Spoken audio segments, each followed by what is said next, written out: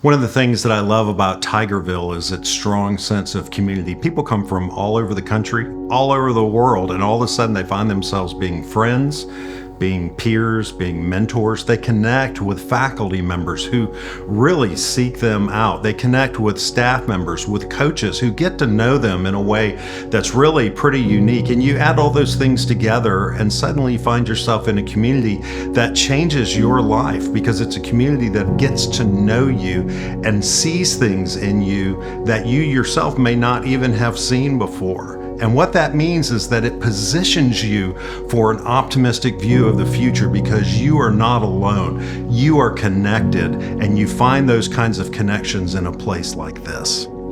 I think sometimes people misunderstand what calling is. They think calling is about missions and ministry, and certainly it is that sometimes, but the reality is that God calls each and every one of us. In fact, I believe that He's designed each and every one of us very specifically for His kingdom and for His purposes. And so when we start to listen for what it is that God wants us to do with our lives, not just vocationally, but how He wants us to live our lives in service and in thriving, what we see in calling is that if we have a community that gets to know us, then often that community will help us to discern what it is God is calling us to do and where it is God's calling us to do that, and maybe even how God's calling us to do that.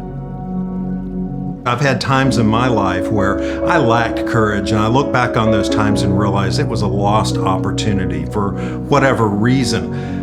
But in courage, we find the power to go forward. In fact, in courage, we find an incredible sense of optimism, because we know that we are about a higher purpose than just the day-to-day. Courage allows us to be able to step forward and know that we are doing something that God Himself has designed us to do and called us to do.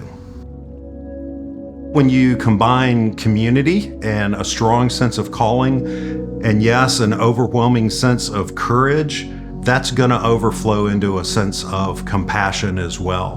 When we look around the world, we see needs everywhere. And just as Christ Himself modeled for us in the New Testament a sense of compassion about the places where He walked and the people that He saw, I believe that at North Greenville we cultivate a strong sense of compassion so that our graduates will go everywhere in the world and understand that we are called and equipped to be transformational leaders, not just for the church, but also for society. And that means plugging in everywhere we go so that we can be the hands and feet of Christ as we serve the world with the kind of love that Christ Himself has for us.